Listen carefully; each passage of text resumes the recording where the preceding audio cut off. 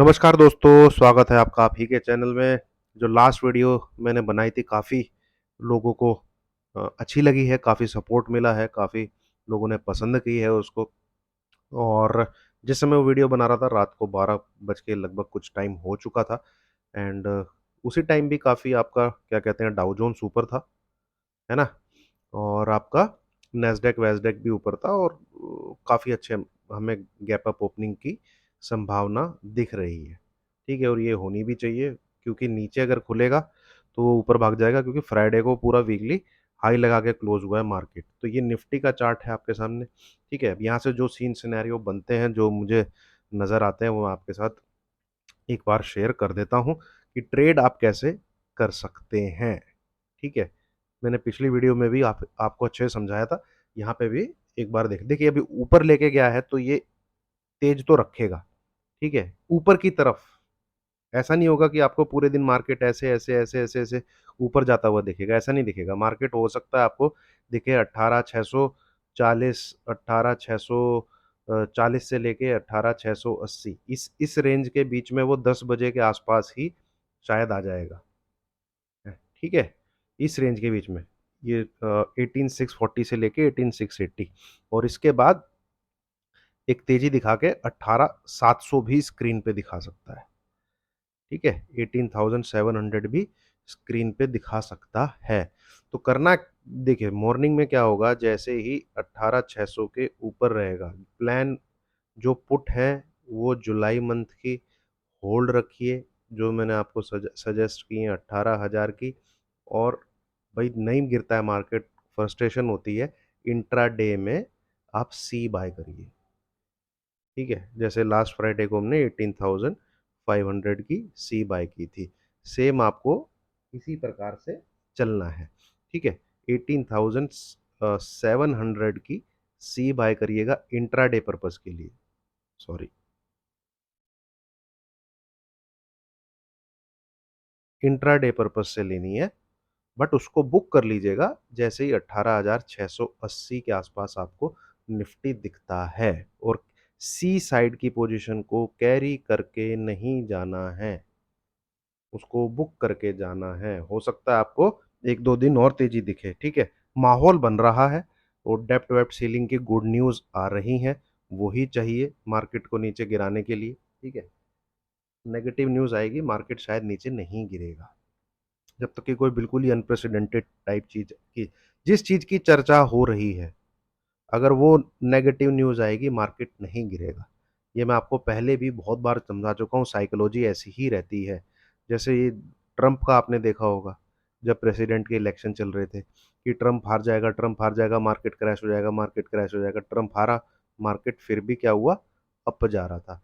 Covid एक बार आ चुका है, दोबारा आया कि ऐसे होगा वैसे होगा, ऐसे होगा वैसे होगा, कोविड दोबारा भी आया, मार्केट फिर भी ऊपर जा रहा था। और हाल फिलहाल जो लेटेस्ट एग्जांपल है वो क्या है, कर्नाटका। ठीक है, भाई इलेक्शन हो गया, गिरेगा मार्केट, गिरेगा नहीं, मार्केट गिरा। तो जिस चीज की चर्चा हो रही है बाजार में, बाजार में रिसेशन की चर्चा पिछले एक दो साल से हो रही है और सच में बहुत सारी कंट्री रिसेशन के अंडर ऑलरेडी हैं, मार्केट नहीं गिर रहा है। ठीक है, कुछ अनप्रेसिडेंटेड चीज होगी, जैसे कि रशिया यूक्रेन का जब वॉर स्टार्ट हुआ था तो हमने बहुत अच्छे खासे लो देखे, 15,800 700 इन सब के नीचे के लो देखे। ऐसी कोई न्यूज आएगी तभी मार्केट नीचे गिरेगा, जिस न्यूज के बारे में एक एक महीना तक क्या कहते हैं बातचीत चले और वो सच में आ जाए तो मार्केट नहीं गिरेगा। तो डेप्ट सेलिंग की न्यूज़ रिजॉल्व हो गई है, थोड़ी सी गुड फीलिंग सबको आ जाएगी तो ये मार्केट थोड़ा सा जंप करेगा, फिर यहाँ बायर्स को ट्रैप करेगा। और जो पुट वाले होंगे उनको फिर कोई उम्मीद दिखेगी नहीं, वो अपनी पुट की पोजीशन काट लेंगे। हो सकता है मंडे और ट्यूसडे को जब ये ऊपर टांग के रखे, वो प्रॉपर तरीके से मार्केट से निकल जाए। माहौल चारों तरफ अच्छा, सब कुछ अच्छा, ऑपरेटर यहीं से गेम खेल देगा नीचे की तरफ। ठीक है, और मेरा एनालिसिस खैर चार्ट पे है, मेरा एनालिसिस किसी न्यूज़ बेस पे नहीं है। और जब से भी मैं पिछले 20-25 दिन से जो आपसे मार्केट की बात कर रहा हूँ, वो किसी न्यूज़ के बेस पे नहीं कर रहा हूँ, वो मार्केट के चार्ट के और उसके बिहेवियर के बेस पे कर रहा हूँ। जो एक करेक्शन ड्यू था वो नहीं आया है, तो उस वजह से मुझे लग रहा है मार्केट छोटी गिरावट नहीं बड़ी गिरावट देगा। तो ये आपको देखने को मिल सकता है। निफ्टी में एक ही चीज़ ध्यान रखिए, इंट्राडे ही सी बाय करिए और वो करंट वीक की बाय करिए। अगर ऊपर तेजी होती है तो जो आपका प्रीमियम इरोड होगा, ठीक है, वो आपको इस तेजी में आप उसको हेज कर सकते हैं, उसको संभाल के रख सकते हैं, ठीक है। और 18,000 की पुट को रखिए, संभाल के रखिए, कोई चिंता नहीं है, कोई कुछ नहीं है। इनफैक्ट इसके नीचे की भी पुट है तो कोई चिंता नहीं है, 17,500 तक की भी पुट है जुलाई मंथ की, ठीक है। बट इसके नीचे की अगर और पुट लेते हैं तो फिर आप टाइम बाई कीजिए अगस्त का, इससे 17,000 के नीचे नहीं जाना है। मुझे लगता है निफ्टी अच्छी खासी गिरावट दे सकता है, पर जैसे कि यहाँ पे इन्होंने बिल्कुल ही बढ़िया एक तरीके से ट्रैप करके रखा है। तो सिंपल सी बात है, अब देखिए 18,700 जाएगा, 18,800 जाएगा, जहाँ भी जाएगा मैं आपको पहले ही बता चुका हूँ मार्केट में कोई बुल रन नहीं आने वाला है, उसको पलटना है एक डीप करेक्शन के लिए। ये मैंने खूब अच्छे से समझाया है पिछली वीडियो में। और भी काफ़ी चीज़ें हैं जो मैं वहाँ पे खुले तौर पे नहीं बता सकता हूँ, काफ़ी चीज़ें हैं, ठीक है। एक डीप करेक्शन जब तक नहीं आएगा नया बुल रन नहीं स्टार्ट होगा। 1 घंटा मैंने वहाँ पे टाइम स्पेंड किया था, अच्छे से समझाने की कोशिश करी थी।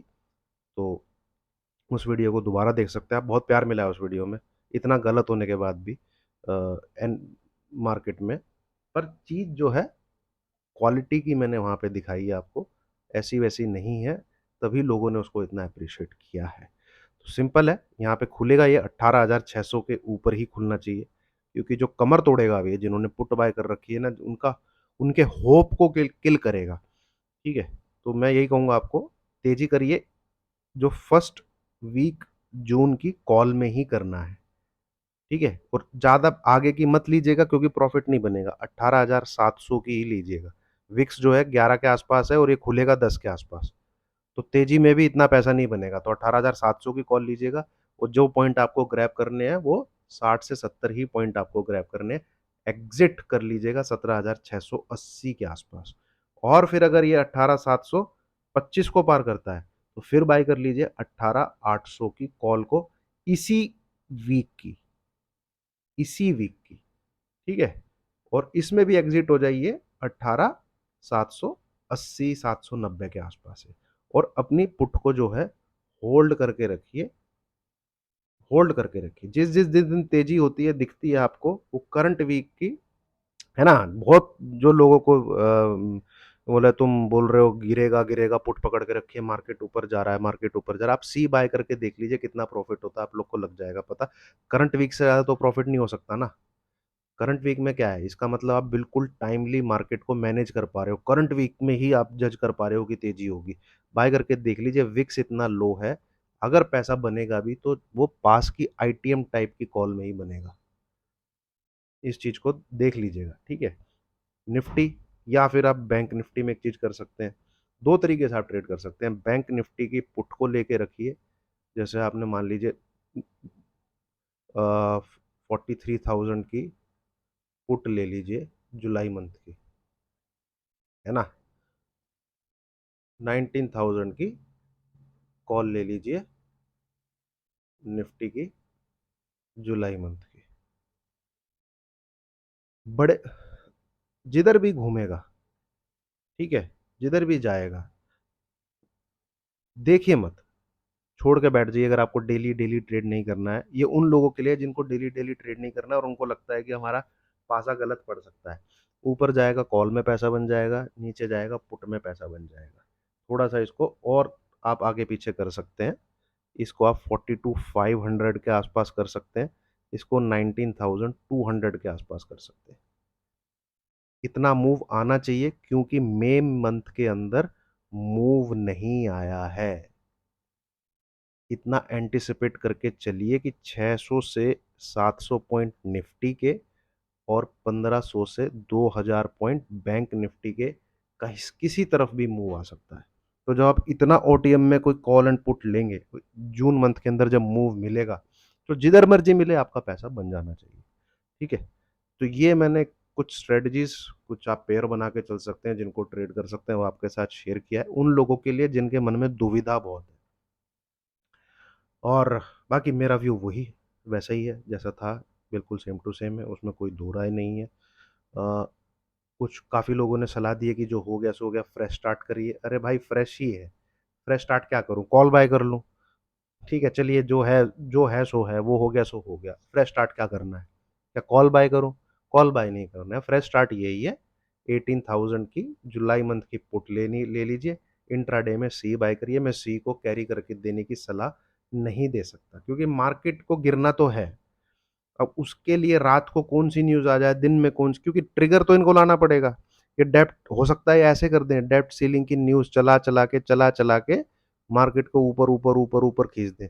फिर 2 तारीख या 3 तारीख को ऐसा कुछ सुनने में आया कि रिजोल्यूशन अच्छे से क्लियर नहीं हो पाया, अभी भी चीज बाकी है, मार्केट यहीं से धड़ाम गिर जाएगा, क्योंकि स्टैंप थोड़ी लगी है ना।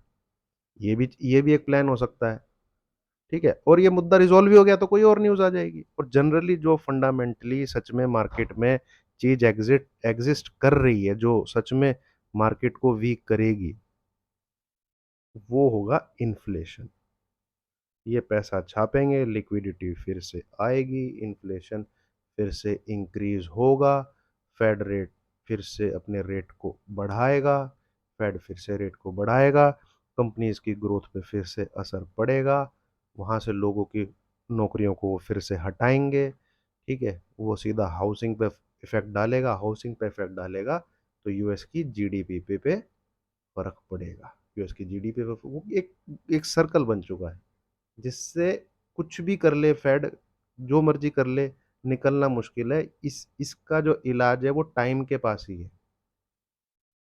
टाइम अपने आप किल करेगा सबको, टाइम अपने आप सबको नीचे की तरफ बिठाएगा, औकात पे लेके आएगा। टाइम ही फिर, टाइम के हिसाब से ही चीजें ऊपर जाएंगी। ये टाइम है, साइकिल है, ये होना है। ठीक है, और एक डीप करेक्शन मार्केट में आएगा ही आएगा। नहीं तो जो कुछ आपने सुना होगा कि जितना मार्केट टाइम लगाएगा, जितना मार्केट ऊपर जाएगा, मार्केट उतना ज़्यादा गिरेगा, है ना। ये आप लोग सुन रहे होंगे, उसका रीज़न यही है। नए बुल रन के लिए हमेशा एक हेल्दी करेक्शन चाहिए होता है। अगर ये नहीं, बिना गिरे ऐसे ऐसे ऐसे ऐसे ऐसे अगर जाएगा, ठीक है, तो फिर अरे नहीं चाहिए यार, ये कहाँ से बंद करते हैं, नहीं देखना है चलो। तो ये कोई बुल रन नहीं होने वाला है। बुल रन तब तक नहीं होगा जब तक मार्केट करेक्ट नहीं करेगा। ठीक है, इस बारे में और ज्यादा में भाई, यहाँ पे इसने 2 साल से रोक के रखा हुआ है। लोगों को तेजी ही दिख रही है मार्केट में, क्यों? क्योंकि पीछे तेजी हो गई है ना। ये एक करेक्शन देंगे, बढ़िया सी प्रॉफिट बुक, खैर प्रॉफिट बुकिंग तो चल रही है। आप अपना स्टॉक उठा के देख लीजिए, जो ग्रोथ स्टॉक, ग्रोथ के जो स्टॉक थे, एस्ट्रल देखिए, ठीक है, लाल पैथ लैब देखिए, एशियन पेंट देखिए, मैं अच्छी अच्छी कंपनी का नाम ले रहा हूँ। ठीक है, डॉक्टर रेड्डी को देखिए, और कौन, अपोलो हॉस्पिटल को देखिए। ठीक है, और आप डिक्सन को देखिए, आप अतुल लिमिटेड, बहुत बेहतरीन कंपनी है, उसको देखिए। ठीक है, आप क्या कह सकते हैं, और भी, हाँ, इसको देखिए, दीपक नाइट्रेट को देखिए, मिड कैप स्मॉल कैप को देखिए, ये ऑल टाइम हाई पे नहीं है ना। ये ऑल टाइम हाई पे नहीं है, निफ्टी ऑल टाइम हाई पे। निफ्टी को ऑल टाइम हाई पे क्या लेके गया है? जिसका कंट्रीब्यूशन है बैंक्स, एक्सट्रीम कंट्रीब्यूशन है, एक्सट्रीम। दूसरा कंट्रीब्यूशन है थोड़ा सा फार्मा का, जो भी अब रैली आई है। ऑल टाइम हाई पे फार्मा नहीं है, पर थोड़ी सी रैली अब आई है। और क्या है? ये जो अपने एफएमसीजी स्टॉक होते हैं। ठीक है, बस ये इसको खींच के लेके गए हैं। थोड़ा सा ऑटो का, इनका कंट्रीब्यूशन बाद का है, बट ये पूरा पहले से खींच के लेके गए। जो मेन ब्रेथ है मार्केट की, वहां पे अगर आपने स्टॉक होल्ड करके रखे हैं 2 साल में, आप देखेंगे आप 30 to 40% नेगेटिव ही बैठे हैं। तो दिस इज द साइन कि बुल रन नहीं आएगा। जिस दिन ये स्टॉक आपके कॉस्ट पे आ जाएंगे ना, जिस पे आपने बाई कर रखा है, और निफ्टी के ऑल टाइम हाई नहीं कटा होगा, तो आप समझिएगा चारों तरफ चौतरफा बाइंग हुई है। और जितने मैंने यहाँ पे स्टॉक लिखे हैं, ये कोई ऐसे वैसे स्टॉक नहीं है भाई, ग्रोथ इंजन है ये। ठीक है, और आईटी तो नीचे धरातल पे ही पड़ा हुआ है, आपको पता है। चलिए दोस्तों, ये था किस प्रकार से आप प्लानिंग कर सकते हैं, उसी हिसाब से देखिए। और मुझे तो लगता है मार्केट में एक दो दिन का ही और गेम है। मार्च की जो मई की एक्सपायरी का ही इन्होंने रखना था, सारे बायर्स को मारना था। अब कुछ ना कुछ करके ये लोग 30 जून ये 31 में से ही मार्केट को अच्छे से, अब होगा क्या देखिए। लोगों के दिमाग में एक तो न्यूज़ गुड आ गई है। ठीक है, तो अब क्या होगा, कोई गिरावट भी आएगी ना, अरे यार 18,450 पे तो सपोर्ट है, अरे 18,300 पे भी बहुत बेहतरीन सपोर्ट है, अरे पिछली बार 18,200 से ही पलटा था, और 18,050 तो टूट ही नहीं सकता। कहीं से नहीं पलटेगा मार्केट, सीधा यहीं आएगा। कहीं से नहीं पलट लेना। यहाँ से थोड़ा बहुत आपको दिखाई देगा, आप सी बाय कर लोगे कि दोबारा ऑल टाइम हाई चले, वो फिर नीचे की तरफ गिर जाएगा। पहली गाड़ी ही 17,500 553 पे आकर रुकेगी। ठीक है, चलिए, थैंक यू।